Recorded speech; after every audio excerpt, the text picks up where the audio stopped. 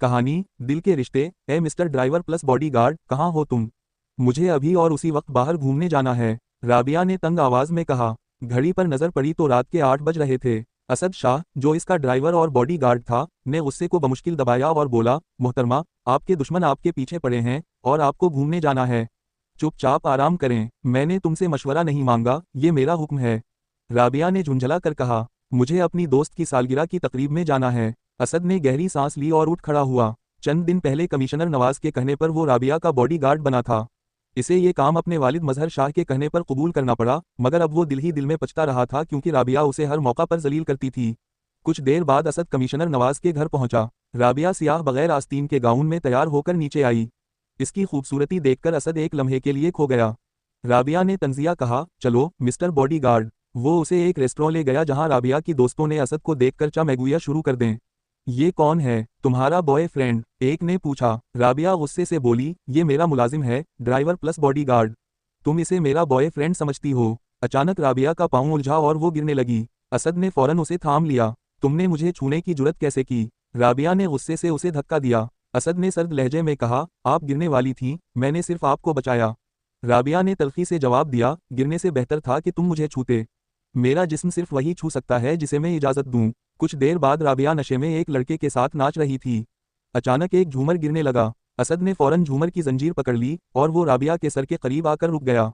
राबिया ने घबरा कर ऊपर देखा और नशे में लड़खड़ाती हुई असद की बाहों में गिर गई। असद ने उसे गोद में उठाया और गाड़ी में बिठाकर घर ले गया। घर पहुंचकर कमिश्नर नवाज ने झुंझला कर पूछा, कहाँ ले गए थे उसे? असद ने बताया कि राबिया पार्टी में गई थी और नशा करके बेहोश हो गई।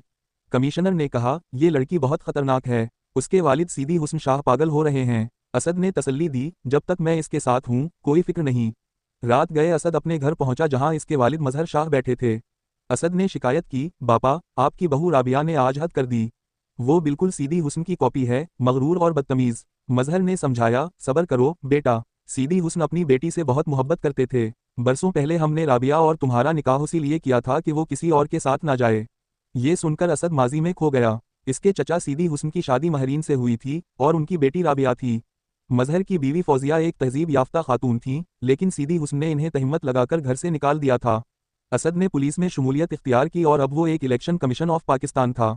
अगला दिन आया। राबिया ने असद से शॉपिंग मॉल जाने को कहा। असद ने पूछा, क्यों जाना है? राबिया ने गुस्से से कहा, अपने काम से काम रखो। शॉपिंग के बाद राबिया ने बताया कि वो यूनिवर्सिटी के ट्रैप पर जा रही है।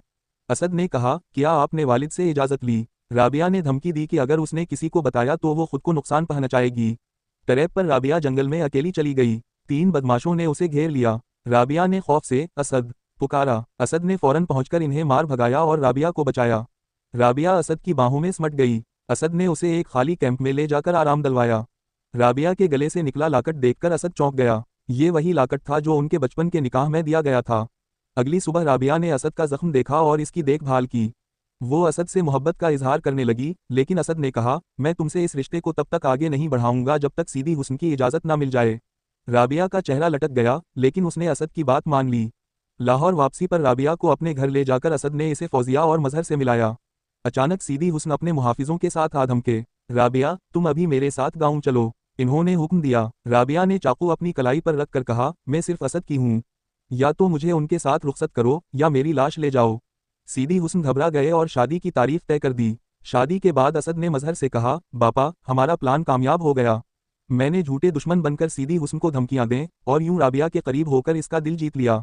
लेकिन राबिया ने ये सुन लिया। वो गुस्से से बोली, मैंने तुम्हारे साथ मोहब्बत की और तुमने नातिक किया।